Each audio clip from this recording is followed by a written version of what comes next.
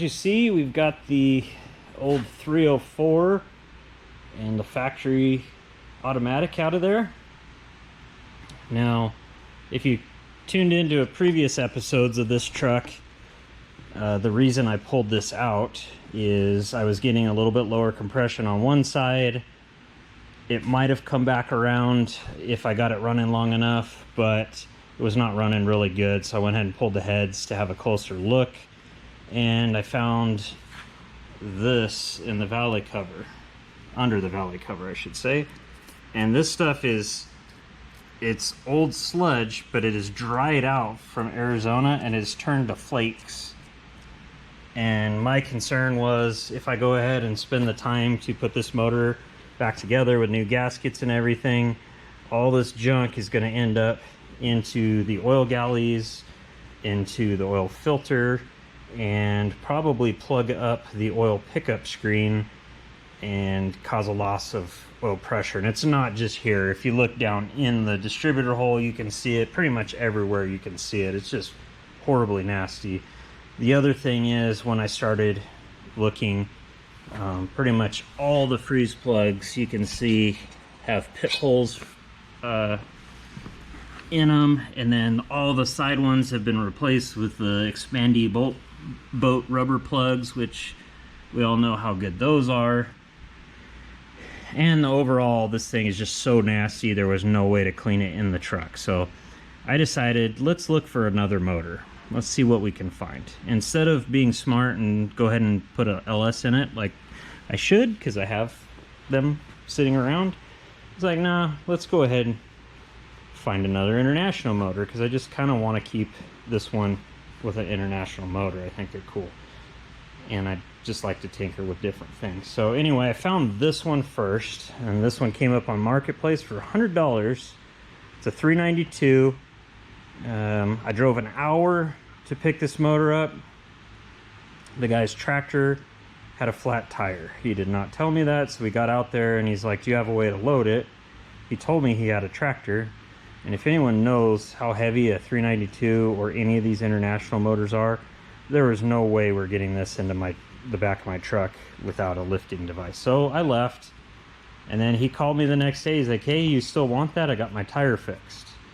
So I drove again to get this engine and found out it was stuck. So it is frozen, but it does have some good parts on it. It is an advanced cooling 392, so they changed some stuff with the cooling on these later. And this came out of a Lodestar, and it has a square bore 4-barrel intake on it, which is kind of sought after on these motors, and they're kind of expensive, so I thought that was cool. And that brings me to my next purchase. So this one is stuck. I could tell it sat outside for a long period of time. It's rusty. Maybe I could soak it and free it up, but it came out of a Lodestar, so I know it's had a hard life. So I was like, it's worth it for parts.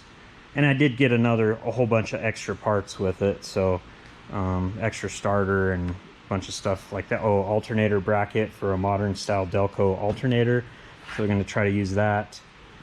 But then that came to my next purchase, which is this engine, and this one I got for pretty cheap also. This one came out of a running and driving travel all, and the gentleman was super cool. He just decided he was building a travel all, and he wanted a 392 in it and not a 345. So he pulled this. From what he says, it was a perfectly good 345, had no issues, didn't smoke, didn't burn oil, ran cool. He just wanted a clean, new, fresh 392 in his build, and this one is nasty. He said it leaked everywhere, but all the tins are off of it anyway, so I get to reseal it as is. So this, I think, is our best prospect out of the three to put back on the road with the least amount of expense. So I would like to have the 392. I think that would be cool. I might hang on to that one and just soak it, and then maybe later, if this one isn't very good, I could build that. But a 345 is plenty for what I want to do. I am not trying to build a quick truck out of an international, guys, because that gets very expensive. If anyone's in internationals, you have to do tons of machine work to get any flow out of these heads. So what I want to do is just build a really fun cruiser, and I would like it to make cool turbo sounds and have something fun to play with. So I'm thinking about throwing some boost at this one. So the best part is, if I do blow it up, we already have another one to build, and I'm not out a whole bunch of money. So that's kind of my idea for this project, is just keep it pretty low-key, junkyard parts, and just have some fun with it. Try not to break the bank with it. And this motor is really dirty. I noticed that it's been sitting in his garage for a long time. Not only does it have the grime on the outside, but it appears it was not covered very well when he pulled it out. So there's a lot of dust, just fine stuff inside the motor. You can see there's just a bunch of junk in the heads and everywhere. So my idea is to keep this the way it is for right now.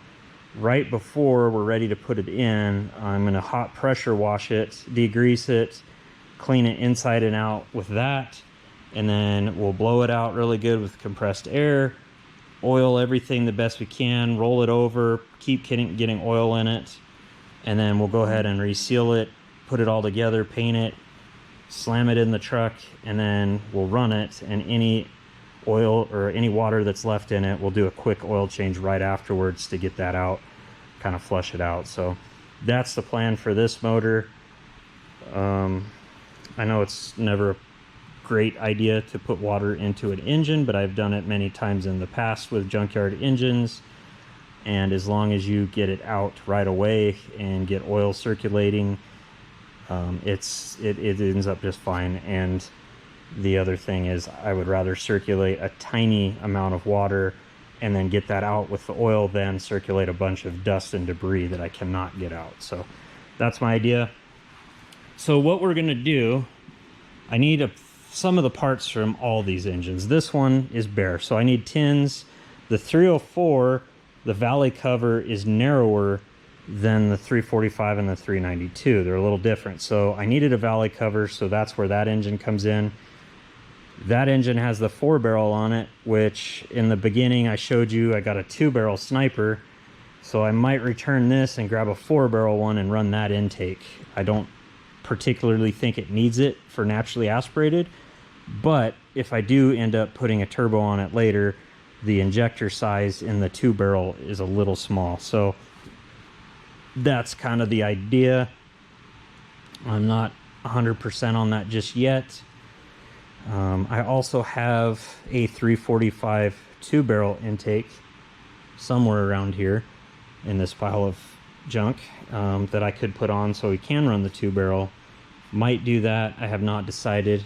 But what I want to do today is I want to go ahead and get the oil drained out of the old 304, get the oil pan off of that one, get the front timing cover and pulley off of it, fuel pump, all this stuff.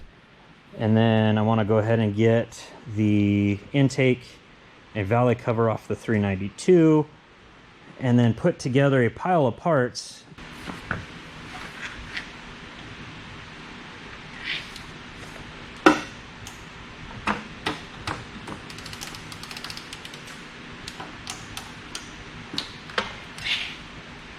That drain plug has been in there for a very long time.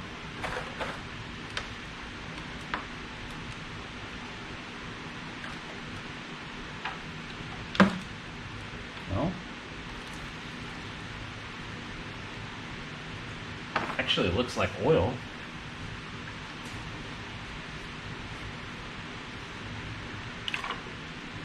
It's definitely black, but no water at the bottom. I did run this, so as you guys remember.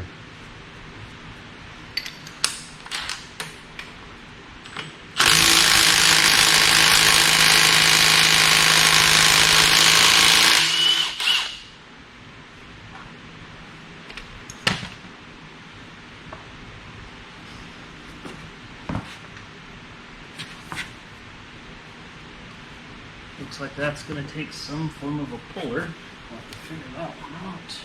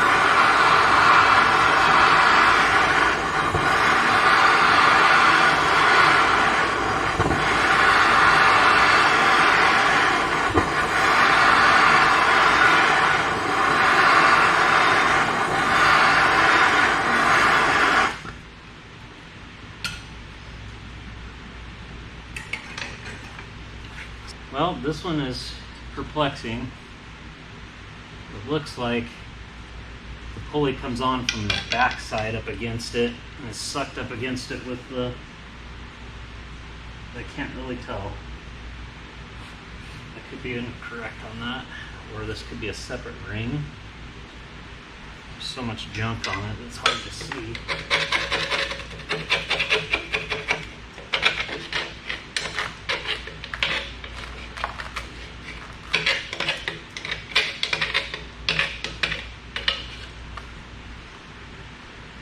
I definitely see a keyway, so usually when there is a keyway it's not tapered, but I don't know.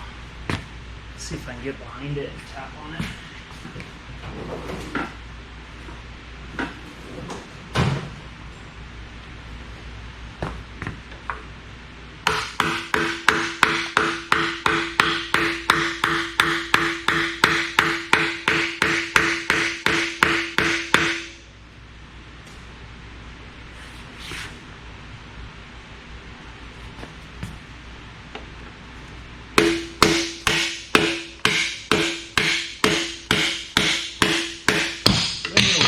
Something happened. So that's what I was trying to figure out.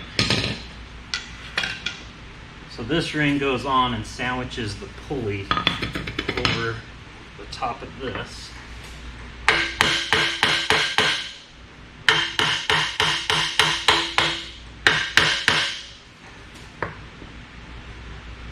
don't want to tap on the pulley itself. So maybe I can get it right back here. There it is.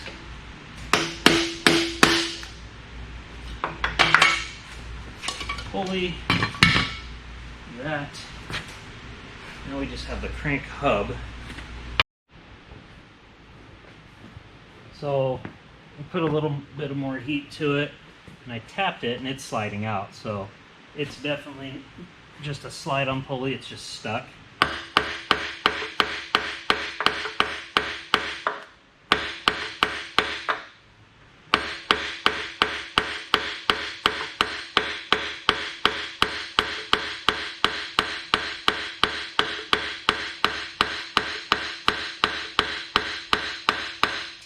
I'm just tapping on the back side of where the pulley is flanged, and it is coming. It's just really stuck on there. The heat helped a little bit. There it goes. Off.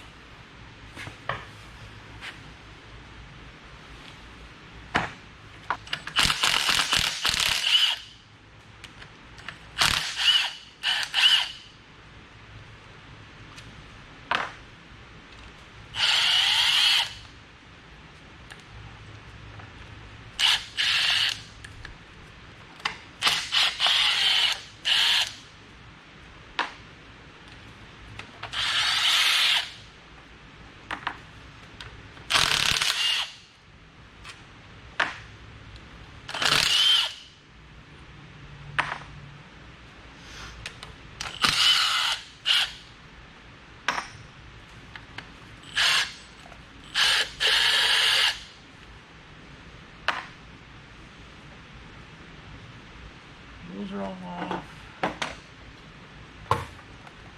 Okay, now we just have wheel pin bolts.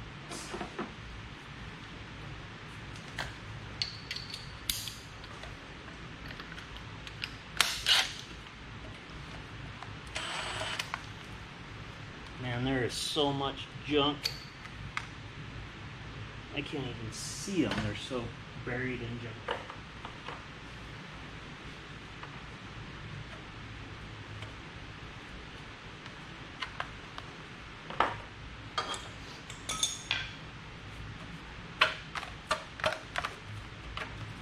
There's nothing worse than the initial junk.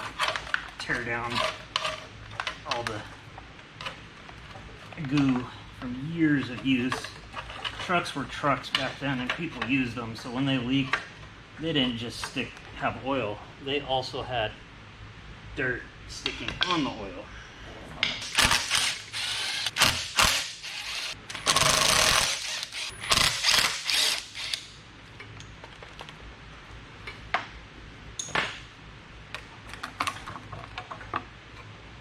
it goes.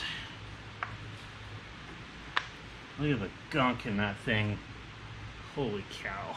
That's what I'm talking about with this. All that stuff would have come apart and be floating around in the motor. Beauty of Internationals is this straight, just this timing gear setup. They're not straight cuts, so they're a little quieter, but super durable setup. Same kind of thing on a Cummins diesel. That's why their timing setup is so durable. Whenever you run gears like this, they just last a long time. New motors don't do this stuff. They run belts inside oil. Good job, Ford.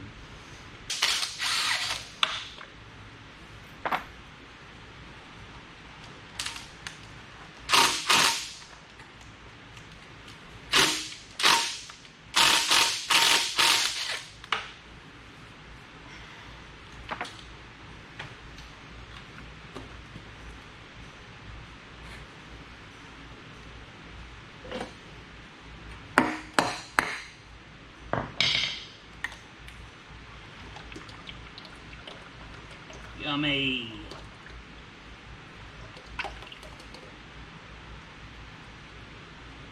So this older 304 used a cartridge style filter. This canister came off and you put your cartridge in, put it back on. I think I'm going to switch it over to the newer style. Hopefully that 392 still has it on it with a screw-on filter. I just like those better, more convenient. Let's see if we can get that dipstick out. That's going to be a little bit of a challenge.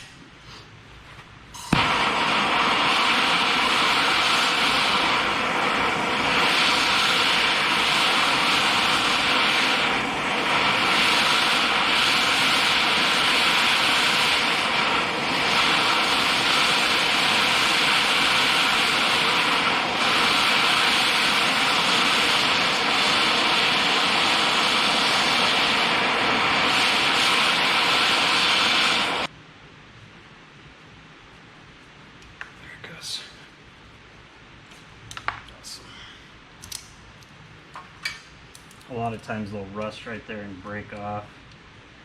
I smush the tube just a hair, but I can fix that.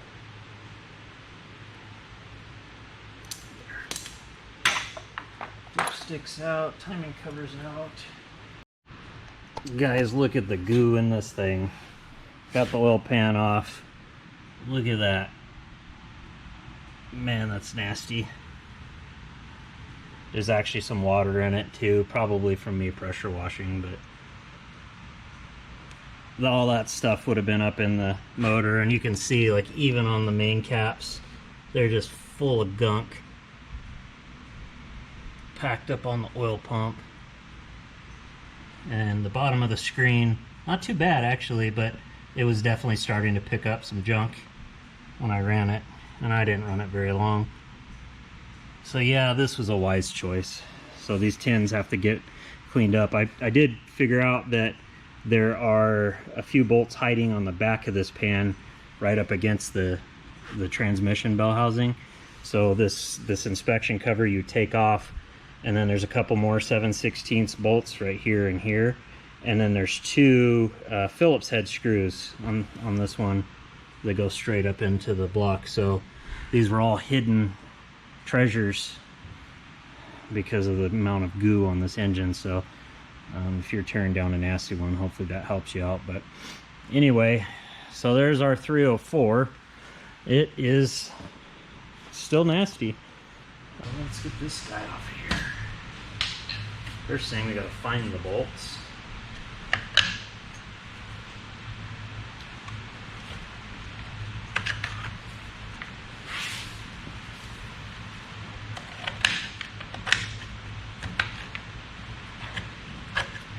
Tell this engine had a super easy life. Never saw dirt.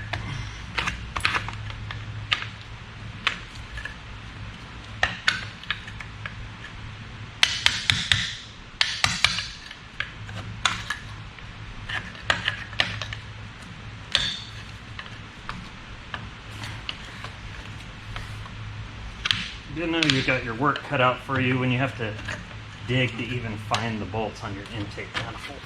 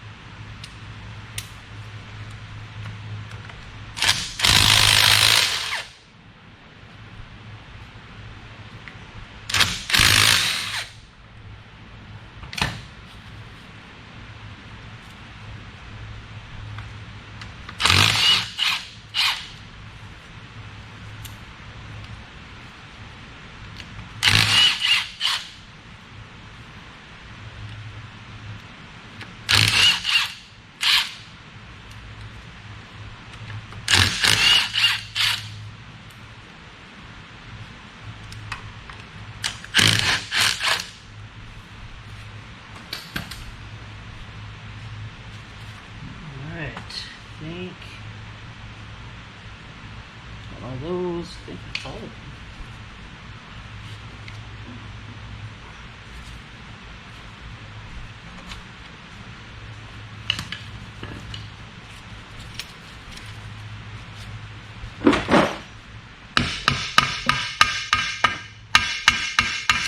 There she goes. Ugh. It's like a 60-pound intake manifold, I swear. Alright, that's off of there. Now the next thing we need to get off is this valley cover. I'm not going to use that distributor, so I think I can snake. The valley cover goes around it, so I think I can snake it out without taking the distributor off. Yeah, this motor is crusty. I wish I could get the bigger cubes, but if you look at the horsepower difference, honestly, there's hardly not much difference between a 304 and a 392. They have more stroke and more displacement, so they're better for towing, but for this little light truck, I think the 345 will just be fine for what I'm doing. I'm not building a race car by any means.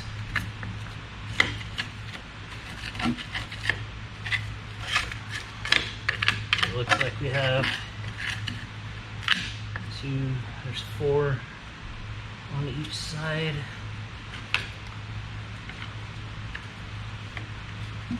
I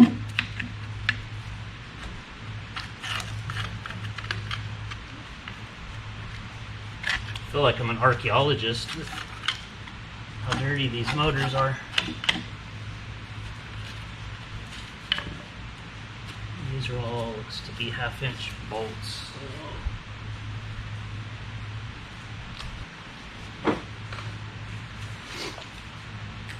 Rip this thing off here real quick.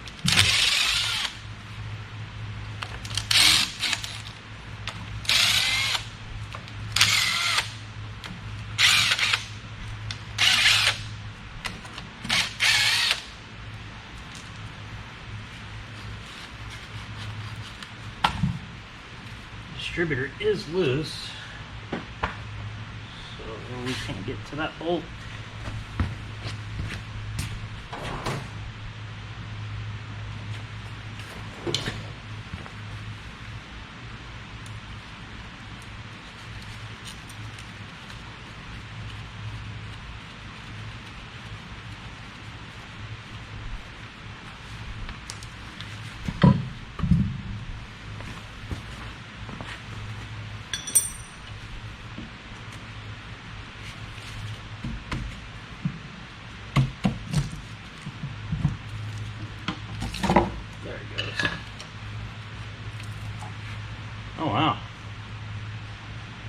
that's pretty clean in there, but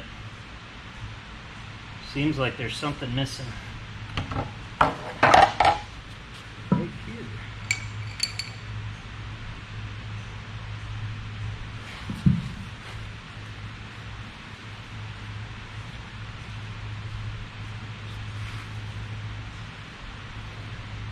Yeah, something happened because this hasn't been apart, and there was a push rod and a lifter laying in there. So, and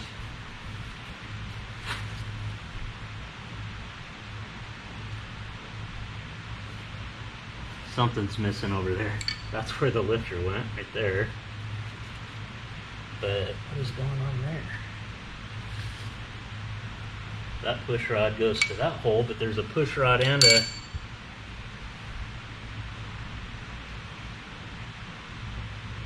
lifter missing. Interesting. We might have to investigate this 392 a little bit more. It's super clean inside, but unfortunately they left it sitting out in the desert and it got crusty. However, the cam and valve train is all super clean. The cam doesn't look bad at all through what little I can see. But I still feel like the other engine is a better choice for now. This one could be soaked and probably saved, but I think we're going to put the old 345 together. But anyway, I think that's, as far as I know, all the parts I need off of this 392 for right now. We got our intake manifold. We've got the updated valley cover, which has a PCV valve in it, so that's kind of nice. We got our oil pan, valve covers, timing cover, everything off of the other motor. I do need to I do need to flip this over and get the oil filter chingaderas off of here. So let's go ahead and do that next. Before I go ahead and flip the 392 over, let's see what we can do about pulling this. I forgot the oil pump off the 304. We definitely want to get that off so we can check it, see if it's good, potentially reuse it or rebuild it. And it has the correct pickup for an oil pan. So let's go ahead and pull this off.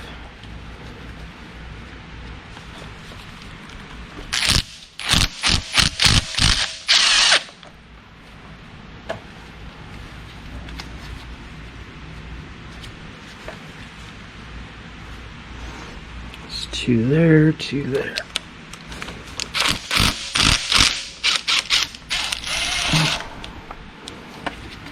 There we go.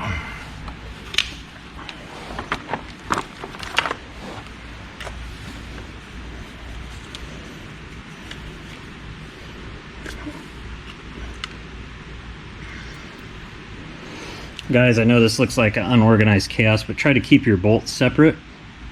I'm a huge fan of reusing factory hardware if it's still good.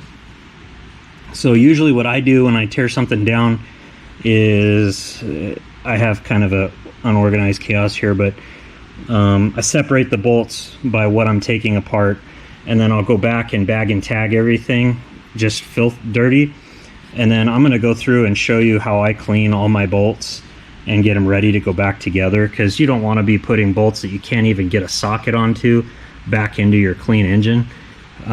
So I'll go through and show you probably in the next episode on how I go about cleaning bolts, and a pretty easy way to do it that I've found that works pretty well and keeps you from having to clean each individual bolt by itself. But here's our colossal international oil pump. That thing's got some girth to it.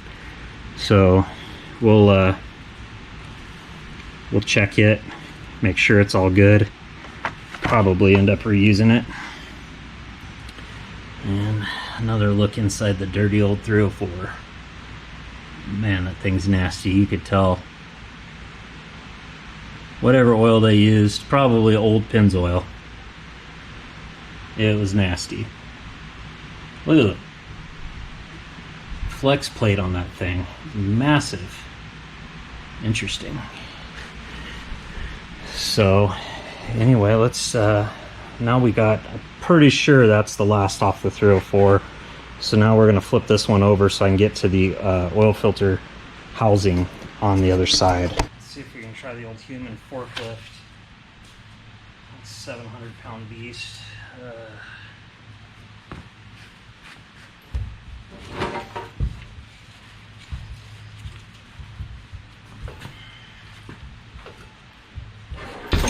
we go.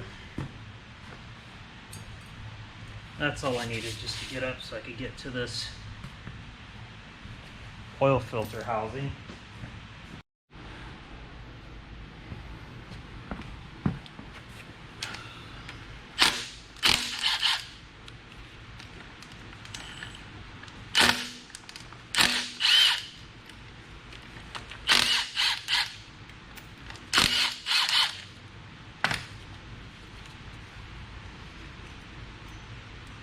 Looks like just 4 bolts for that guy. And there she be. So this will let us swap over to a screw-on oil filter on the older engine, which will be a lot easier to find filters. They're cheaper and they're just better. Set this down so I keep it separate, the bolts. Alright, I think we are done with this colossal cluster mess in my shop. So I've got all the parts separated that I need. So now I can go ahead and take the 392, get it stored outside. Take this 304, probably store it outside. It's not in good enough shape for me to waste space storing it in here. I'll probably wrap it up and grease the cylinders or something. Possibly toss the heads back on so it's in one piece, and see if someone else needs some parts. Yeah, look at that. Water is coming out of the heads. That's out of the spark plug hole, actually. Cylinder, I believe that's cylinder 8. Not sure on an international if that's 8 or 4, but anyway. So there you have it. So now's the tedious part that you guys probably don't want to see. I'm going to go through and sort all this stuff, and then bag and tag all my bolts. And then on the next episode, what we're going to do is I'll have all my covers and intake cleaned. Everything's going to be ready to go. So probably what we're going to do is go ahead and start assembling this engine. So next time will be some cleaning. Lots of cleaning of all the hardware, the brackets, the bolts. I'm going to have the tins done, like I said, over at Express. And we'll clean this engine up. I'll show you how I do that and oil it. And then we'll start assembling and detailing out a nice, pretty junkyard 345. If you like this and you want to follow along, go down below and hit the like and subscribe buttons, and then that'll give you a notification when I have a new video out. And the next one, we should be able to start seeing what the new engine looks like. We should be able to start putting the GM 4L60E electronic overdrive transmission behind the 345. And then hopefully, if everything goes as planned, which it never does, we'll have a clean, painted, fresh drivetrain to stab in our old binder. So thanks again. You guys have a great weekend. You take care.